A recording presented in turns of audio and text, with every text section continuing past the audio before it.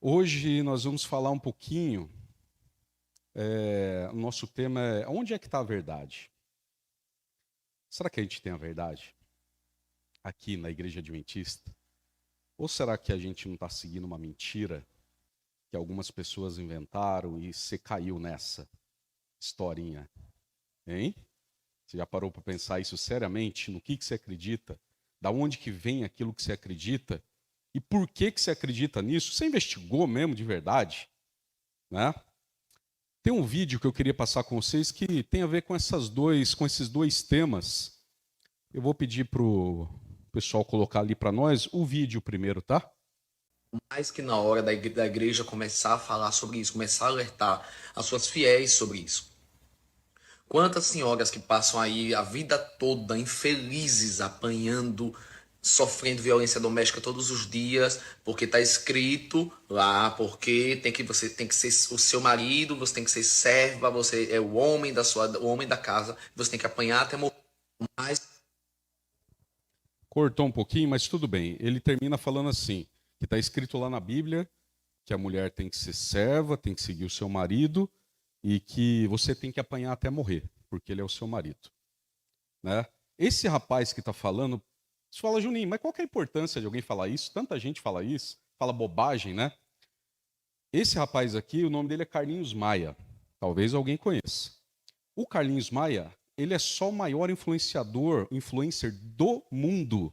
Não é do Brasil, é do mundo. Então o que ele fala, gente, mais gente ouve do que o que a gente fala em todas as nossas igrejas juntas. Todas as igrejas estão tendo culto, ou às 7, ou às 8, ou às 7h30 hoje, não tá? Todas as igrejas estão. O que ele solta numa mensagem dessa aí é ouvido por mais pessoas do que todas as nossas igrejas juntas. Será que tem importância o que ele fala? Tem muita importância, tem muita relevância. Tem que ter muita responsabilidade alguém que tem seguidores, alguém que tem voz na sociedade, para falar algumas coisas. E ele falou o seguinte, ó, tá na hora da igreja começar a falar com as senhoras da igreja, né? Como é que tem que ser na vida delas. E ele está certo. Ele está certo. Por que ele está falando esse tema? Vocês devem ter visto, teve uma cantora gospel da Bahia que foi assassinada pelo próprio marido, né? Essa semana. E gerou uma comoção muito grande por conta do que foi ocorrido.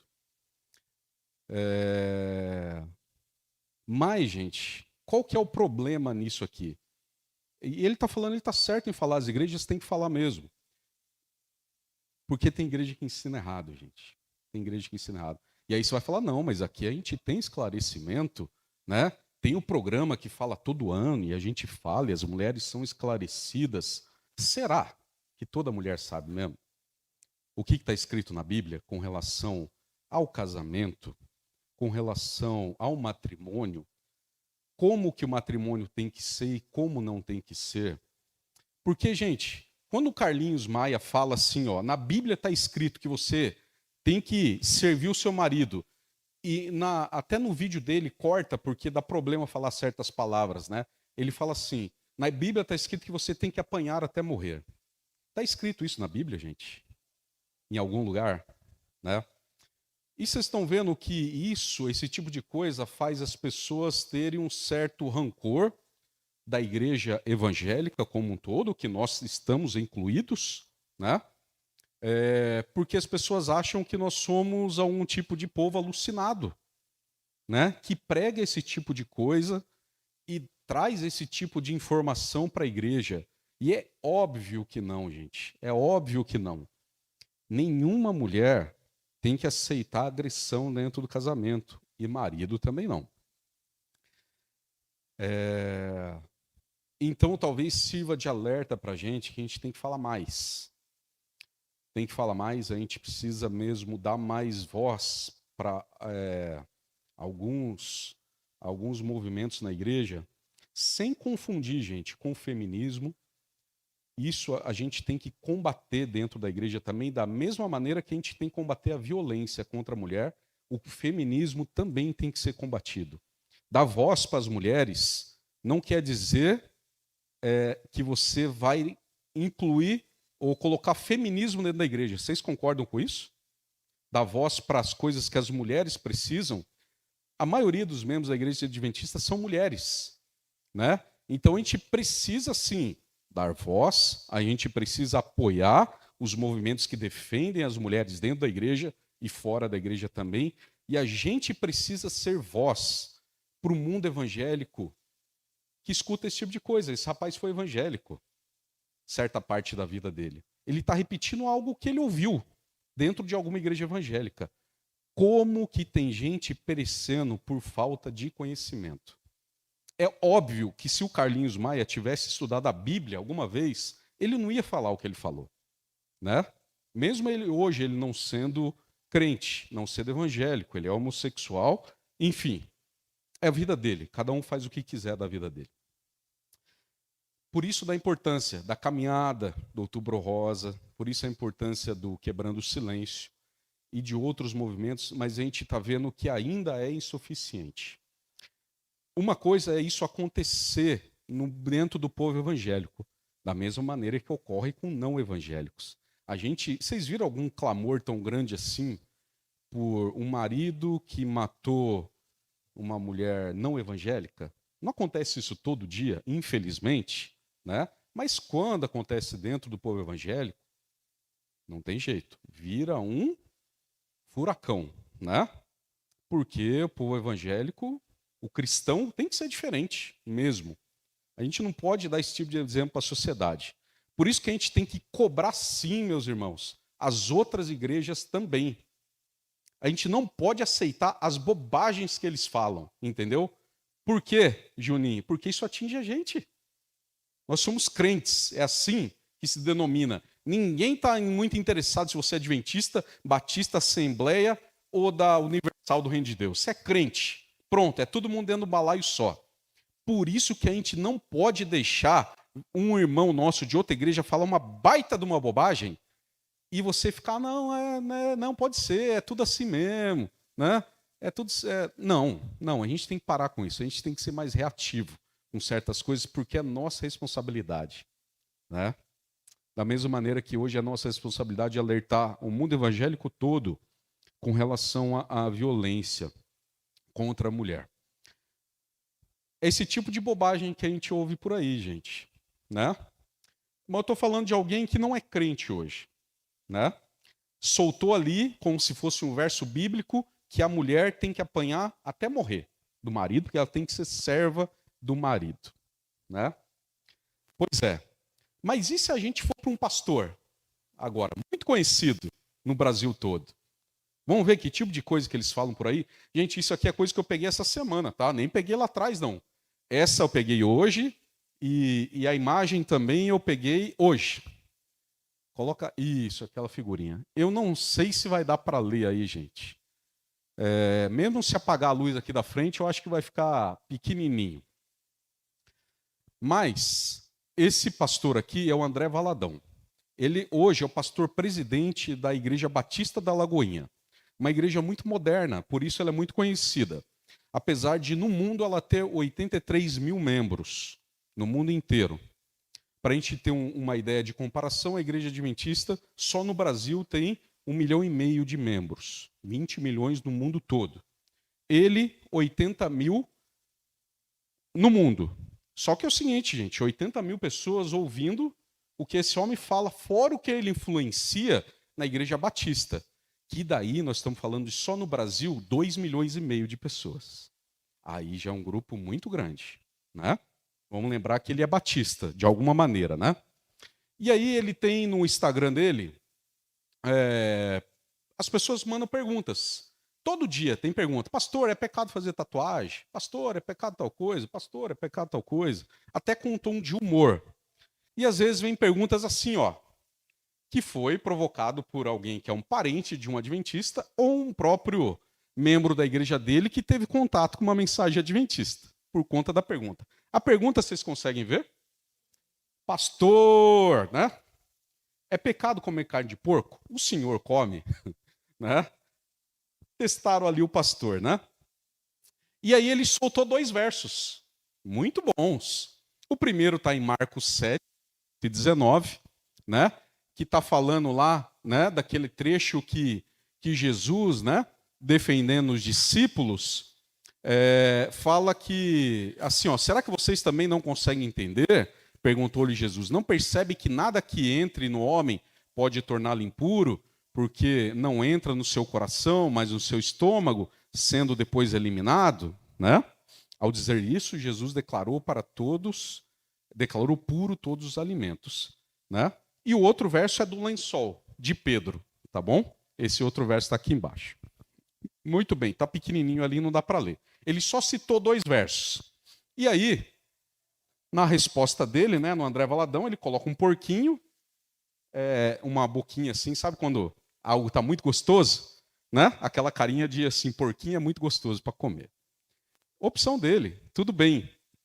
Gente, esse primeiro verso aqui, lá em Marcos 7:18-19, fala alguma coisa de alimentação. Jesus estava falando, os fariseus estavam observando os discípulos de Jesus que não lavaram as mãos para comer. Para um judeu, isso aí é um pecado muito grave, né?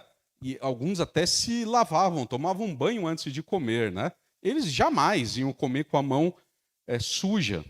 Mas os discípulos, brutos do jeito que era, e não tinha disponibilidade de comida o tempo todo, na hora que colocaram o prato de comida na frente deles, ó, pum, do jeito que estava, foi na hora. Né? Comeram com as mãos sujas. E os fariseus e escribas que estavam lá falaram, Jesus, você não está vendo aí não? Né? Se aceita eles comerem dessa maneira?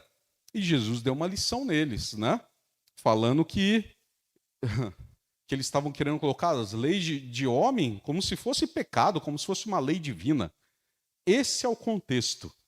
Não tem nada a ver com liberar comer lagarto, jacaré ou porco, né? Ou qualquer outro tipo de coisa imunda, né? E a visão de Pedro, gente, que Jesus mostrou o lençol com um monte de animais diferentes para Pedro, tem alguma coisa a ver com alimentação? Não. Era para Pedro fazer o quê? Pregar para todas as pessoas que Jesus não estava falando para ele pregar só para judeus. E o Pedro, igual João também, eles tinham uma certa restrição com pregar para pessoas que não eram judeus. Né? Era esse o contexto. Esse é o pastor presidente de uma igreja, povo. Ele é um cara famoso. Ele cantava naquele grupo Diante do Trono. Então ele se tornou muito famoso, né? Não só na igreja dele, como em diversas denominações evangélicas. E hoje, com o pai dele se aposentando, ele se tornou o pastor presidente das igrejas Batista da Lagoinha. E alguém que não tem 5 minutos de Bíblia, gente. Essa que é a verdade. Senão ele não faria tal bobagem. Ele poderia dar qualquer outra desculpa, mas não usar esses 2 versos para justificar isso. É algo... Outro dia eu falei uma palavra aqui e o pessoal me criticou bastante. Mas eu vou falar de novo. É algo bem infantil, né? É algo bem infantil. É algo que, assim, quem não sabe quase nada iria falar. Você não espera isso de um pastor, mesmo um pastor pentecostal, ou evangélico, ou de qualquer outra igreja, que ele discuta esses assuntos dessa maneira, que ele influencie a igreja dele dessa maneira, assim. E aí eu pergunto para vocês, a luz aqui, Vanderlei, por favor. Aonde é que está a verdade? Abram aí suas Bíblias para nós. Se quiser, pode jogar no telão também, para o povo acompanhar aqui. João 17, verso 17. João, capítulo 17, no verso 17. Aí a gente vai ter uma introdução aqui para nós. Vocês conhecem muito bem, né? João 17, verso 17. Santifica-os na verdade. A tua palavra é a verdade. Está aqui, gente, à disposição de todo mundo. A Bíblia, né? Retrata Jesus. A verdade é Jesus. E está escrito aqui na Bíblia. É aqui que ele se comunica com a gente. É aqui que estão as lições maravilhosas. Hoje eu fui ver, a gente está precisando de Bíblia aqui. E eu falei, precisamos comprar Bíblia. Sabe quanto que custa uma Bíblia para a gente comprar? Uma dessas Bíblias missionárias que a gente usa? Alguém chuta quanto custa uma Bíblia daquela? R$ 30? Alguém mais? Quer chutar? R$ 70? R$ 70 compra uma Bíblia melhorzinha até já. Uma Bíblia missionária daquela de estudo. Não, essa Bíblia missionária. Capinha simples, igual aquela que está ali, ó. R$ 20, gente. R$ 23, tá bom? Se você quiser comprar uma. Se você quiser comprar algumas 10 ou 20 Bíblias, que é o que a gente vai comprar para a igreja, custa R$ 20. R$ 20 é o preço que... E se alguém for numa igreja, se alguém vier aqui, ele vai sair com uma Bíblia, se ele quiser. Pode não ser novinha, mas nós temos Bíblia aqui para dar para uma pessoa. É mais barato do que $10. Até $10 dá para comprar 3 Bíblias. Com $10. Gente, a trajetória da Bíblia, através dos séculos, é fantástica. Estudar um pouquinho, né? É fascinante até como é que esse livro chegou nas nossas mãos da maneira como ele chegou, né? Não tem nenhum livro como a Bíblia, gente. A gente tem que ter muito carinho mesmo pelo que está aqui, né? Algumas pessoas foram negadas por conta da Bíblia, foram rejeitadas. Pessoas foram queimadas por causa da Bíblia. Pessoas foram enterradas por conta da Bíblia. Para que a gente pudesse ter esse livro na nossa mão, a verdade na nossa mão, né? Tem um pensador famoso chamado Voltaire, um francês. O Voltaire certa vez falou assim: eu estou enjoado de ouvir falar que 12 homens estabeleceram a religião cristã.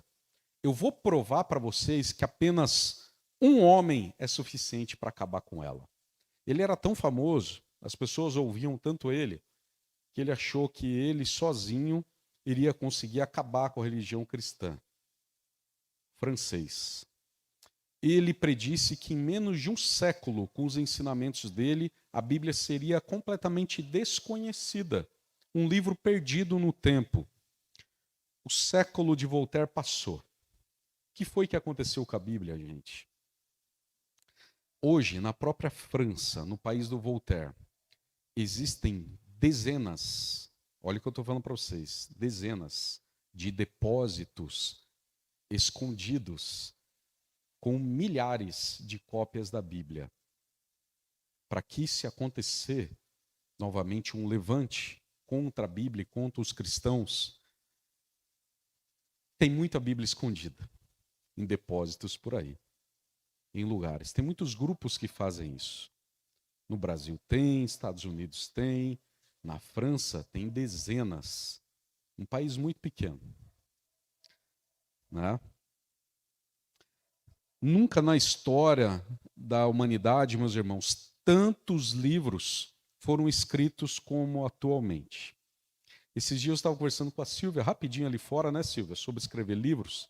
Eu até falei para a Silvia, hoje, se alguém quiser escrever um livro, né, você pode fazer todo em áudio, você vai falando em áudio, você manda para o seu editor, né, ele vai transcrever esse livro e ele vai te entregar 10 cópias impressas e mais a cópia digital para você vender nas lojas por R$2.000.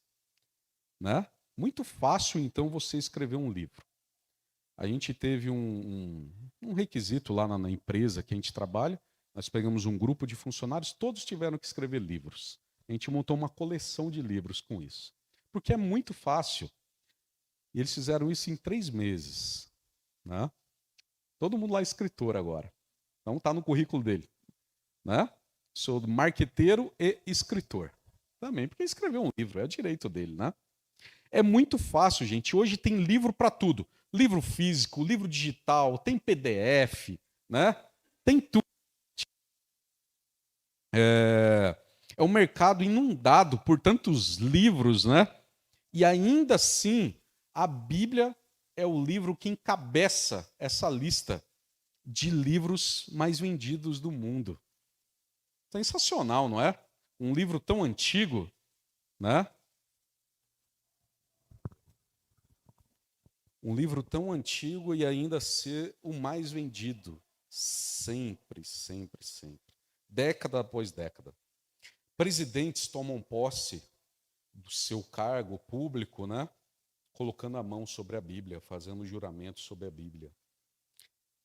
Reis e rainhas também. Quando são coroados, né? Com a Bíblia na mão. Fazem um juramento. Que livro que é esse, meus irmãos, que atrai a lealdade de tantas pessoas? Já pensaram no poder da Bíblia? Tem um filme muito interessante. Talvez a maioria já tenha assistido. Chama O Livro de Eli. Vocês já assistiram esse filme? Já assistiram? Ele passa uma realidade futura, onde o mundo passou por uma catástrofe muito grande e sumiram todas as Bíblias, queimaram, destruíram todas, né? E quem tem a Bíblia tem um poder muito grande, né? É isso que a gente viu retratado lá naquele filme, né? E as pessoas perseguindo aquele homem, achavam que ele estava com uma Bíblia física, ele tinha decorado a Bíblia toda, vocês se lembram? Só para dar um gostinho aí, para quem quiser assistir e não assistiu ainda. Muito interessante aquele livro. O que está por trás do poder místico? Será que tem um poder místico na Bíblia? O que está por trás? O que a Bíblia pretende ser, então, né? Vamos deixar que a Bíblia mesmo fale para nós, para a gente entender, né? Em primeiro lugar, a gente precisa saber a fonte de inspiração da Bíblia. E a Bíblia mesmo responde. 2 Timóteo 3, verso 16, o João vai colocar aqui na tela para nós. 2 Timóteo, capítulo 3, no verso 16. A Bíblia responde para que ela serve, né? Toda escritura é inspirada por Deus e útil para o ensino, para a repreensão, para a correção e para a educação na justiça. Outro dia uma mulher falou assim para mim: se eu quiser lançar uma maldição em você com a Bíblia, eu consigo. Será que dá para fazer isso com a Bíblia, gente? Se você conhecer mesmo a Bíblia, não dá. Ia ter que distorcer muito as palavras da Bíblia. Usar a Bíblia de uma maneira que ela não pode ser usada para fazer isso, né? Mas agora eu falei para vocês no começo, como é que a gente pode acreditar que a verdade está aqui? Na veracidade da Bíblia, né? Será que a gente pode provar que essas palavras foram realmente inspiradas, como foi escrito ali naquele verso, né? Será que as afirmações que tem aqui na Bíblia, elas merecem a nossa confiança? Será que as profecias que estão aqui merecem a nossa crença? Será que a gente pode pôr esperança nas profecias que estão aqui na Bíblia, gente? Né? Vocês conseguem falar disso para alguém? Dá para considerar seriamente o que está escrito aqui nas profecias? Sabe, meus irmãos, se a Bíblia, se as Sagradas Escrituras, elas não foram inspiradas, o que a gente tem que dizer das 700 vezes que os 5 primeiros livros da Bíblia repetem expressões como a seguinte: e disse Deus. 700 vezes nos 5 primeiros livros da Bíblia. E disse Deus. O que significam, meus irmãos, as 400 vezes que os seus livros históricos declaram o seguinte: e o Deus de Israel falou? O que vai significar isso? Como é que a gente vai entender as expressões nos livros proféticos que repetem mais de 1.300 vezes expressões semelhantes a ouvir a voz do Senhor dizendo. Como é que a gente vai explicar? 1.300 vezes só nos livros proféticos, ao ouvir a voz do Senhor dizendo. Sabe, meus irmãos, no curso de toda a história humana, não existem outras obras que tenham transformado tantas vidas igual a Bíblia. Ninguém pode negar a importância social, né, que a Bíblia tem também na vida da humanidade. Né? Não somente na relação do homem com o Criador, mas também na relação do homem com o homem. Quantas coisas a gente não aplica na nossa vida que foram estabelecidas aqui na palavra de Deus, na relação entre nós. Né? E os deveres do governo para com o povo? Quantas coisas foram tiradas aqui da Bíblia, né? E o dever que nós temos com as autoridades constituídas? Se não é da Bíblia que a gente tira isso. Mesmo que você não concorde com o governo que foi estabelecido. Não é verdade? Esse livro, meus irmãos, ele foi preconizado aí na melhor retidão da conduta, como nenhum outro livro, né? E tem sido o guia das maiores figuras da humanidade, a Bíblia Sagrada. Tudo isso, meus irmãos, estou dando um exemplo que só pode ter tido uma origem em algo muito elevado, algo muito superior a nós, né? Que não pode ser mero produto da inteligência humana. Esse livro aqui. Alguém inspirou os seus autores. Hebreus 1. Hebreus capítulo 1, verso 1. O que a Bíblia fala para nós ali? Hebreus capítulo 1, no verso 1.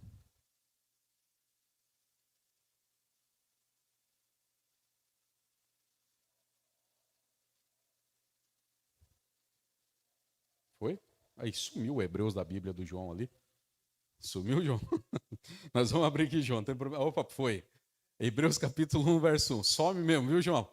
Se fosse Judas, então, aí já era.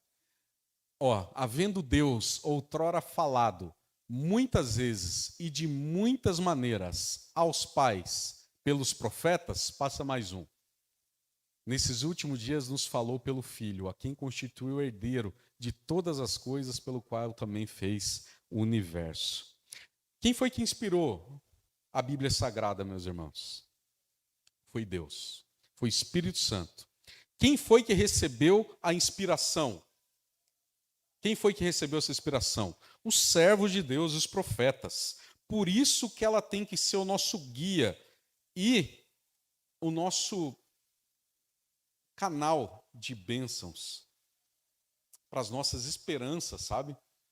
É aqui, na Bíblia, gente, aqui na Bíblia. Quais são os benefícios? Está virando um estudo bíblico, né? Mas é para a gente decorar mesmo. Sabe por quê, gente?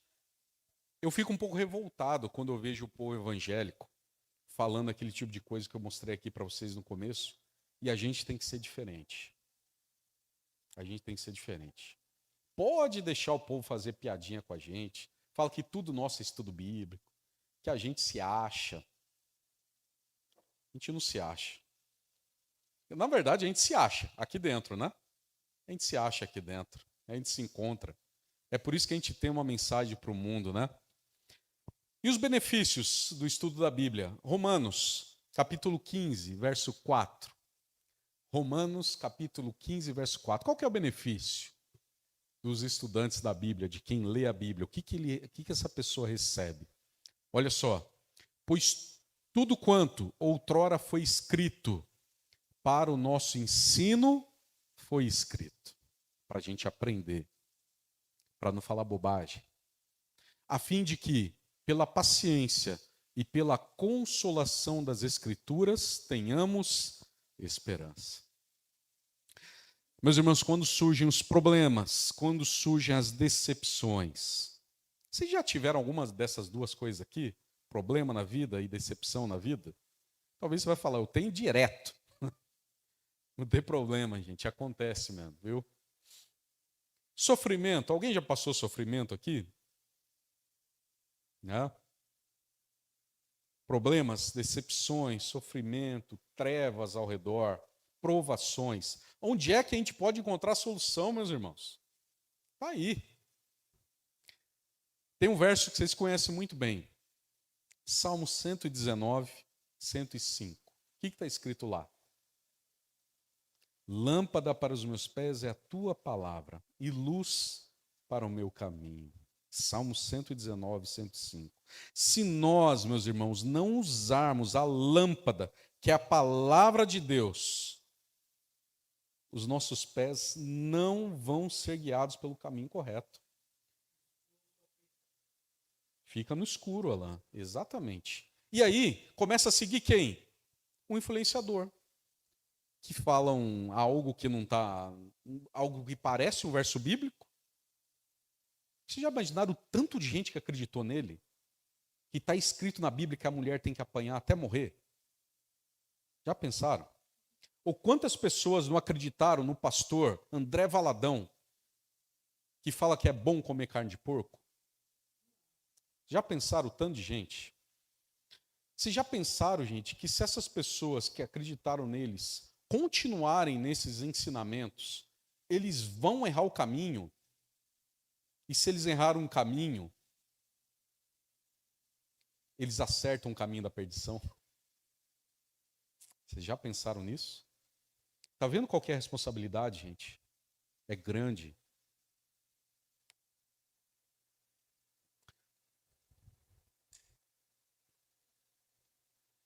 Quais são os benefícios? Será que tem mais benefício? 2 Timóteo. Abre para nós aí, João. 2 Timóteo. Segunda carta para Timóteo, capítulo 3.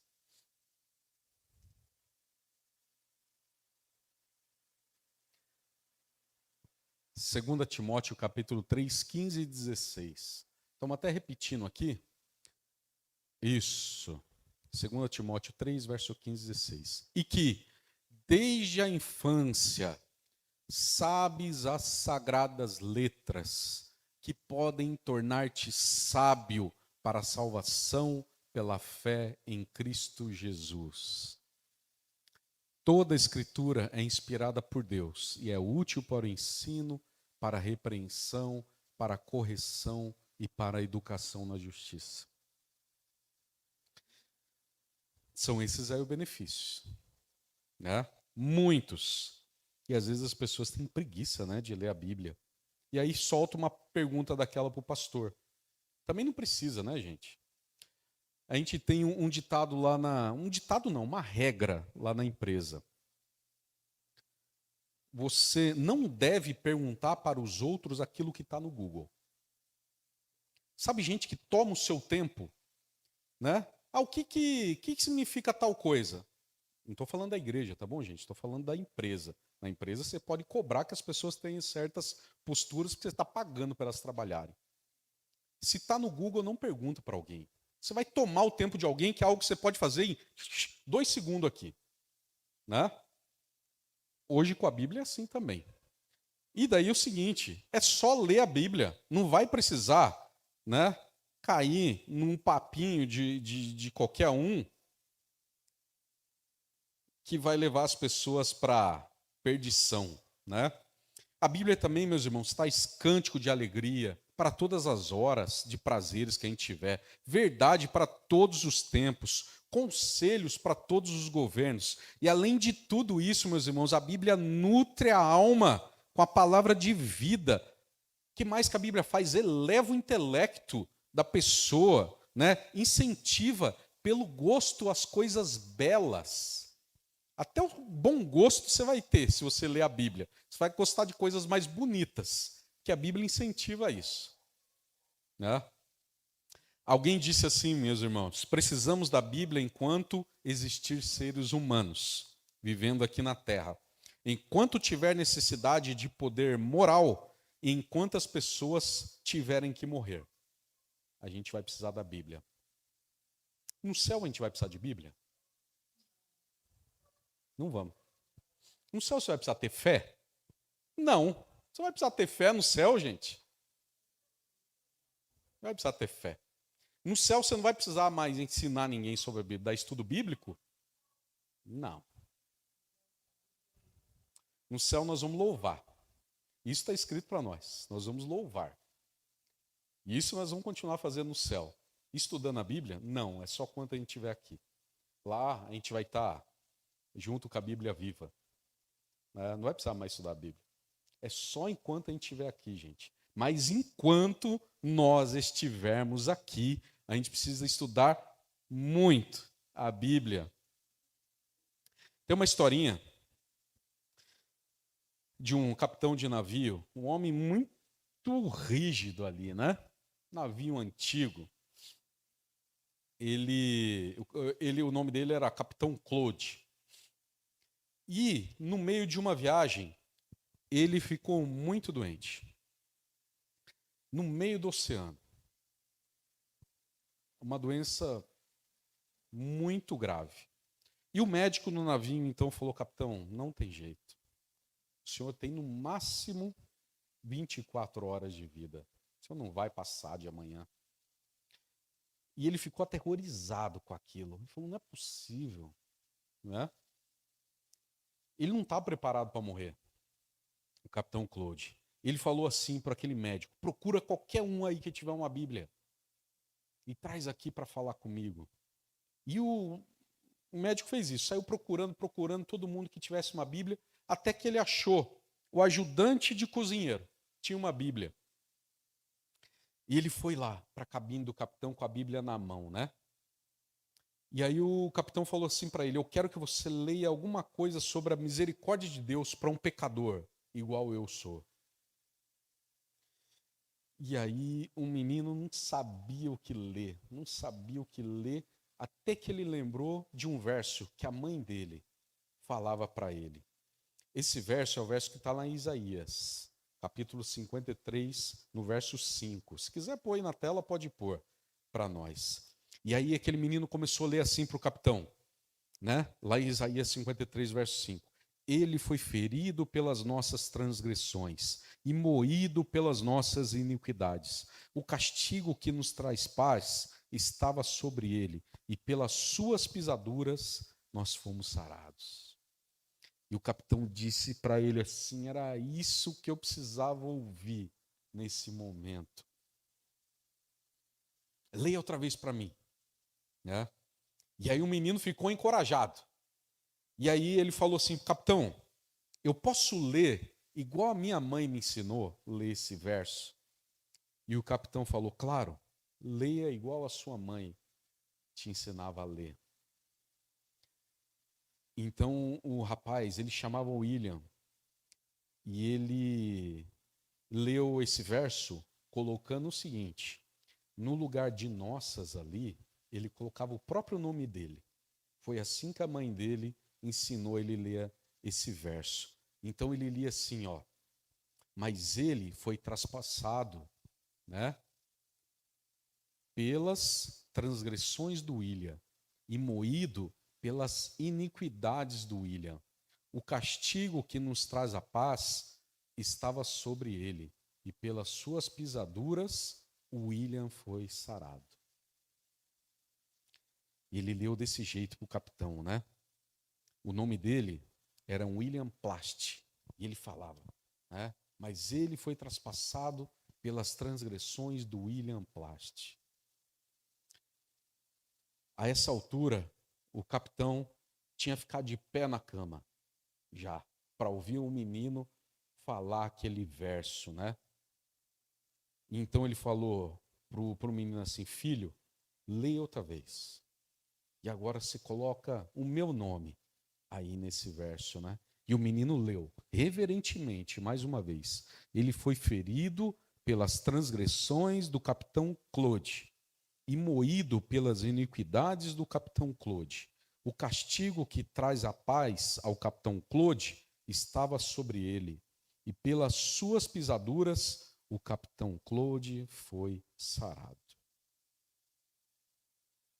Naquela hora o capitão não aguentou, né? Aí ele caiu de novo sobre o travesseiro, né? E ficou repetindo, palavra por palavra, daquele texto. A luz do céu, meus irmãos, inundou o coração daquele homem, nos momentos finais dele. Era uma alma empobrecida, né? E ele aceitou aquele que salva perfeitamente, aquele que sarou as feridas do Capitão Claude, né? Meus irmãos, esse aqui é o único livro que pode oferecer virtudes e provas de vida a todos nós, a todas as pessoas. E ele pode oferecer coragem e esperança nas horas mais difíceis para as pessoas também. É nossa responsabilidade não deixar que principalmente o povo evangélico distorça isso aqui. Tá? Ellen White, meus irmãos, nos momentos finais da vida dela também, ela não aguentava mais carregar a Bíblia dela, de tão doentinha que ela já estava. Eles levaram ela para uma conferência em 1915, foi a Conferência Geral, a última que ela participou, né? A última mensagem que ela deixou para os líderes da igreja, com toda a fragilidade que ela tinha, né? Ela conseguiu levantar a Bíblia dela até as alturas do ombro, só aqui, ó, para mostrar para todo mundo. Não conseguiu levantar alto assim mais. Não tinha mais força para isso. Levantou a Bíblia e falou assim para os líderes de uma igreja que estava nascendo ainda, né? Senhores, eu recomendo esse livro fiel e verdadeiro. Viva a palavra em sua vida. Uma das últimas mensagens que a nossa irmã Ellen White deixou para a igreja antes da sua morte. E meu desejo e minha oração para nós aqui essa noite é deixar para nós a mesma mensagem que Ellen White deixou, né, naquele dia na conferência geral, né? Eu recomendo esse livro fiel e verdadeiro. E que nós todos aqui possamos viver a palavra da Bíblia em nossa vida. Que Deus abençoe e que Ele possa nos usar também para levar essa mensagem para o mundo, que precisa muito, gente, que precisa muito. Que Deus abençoe e nos dê uma ótima semana também.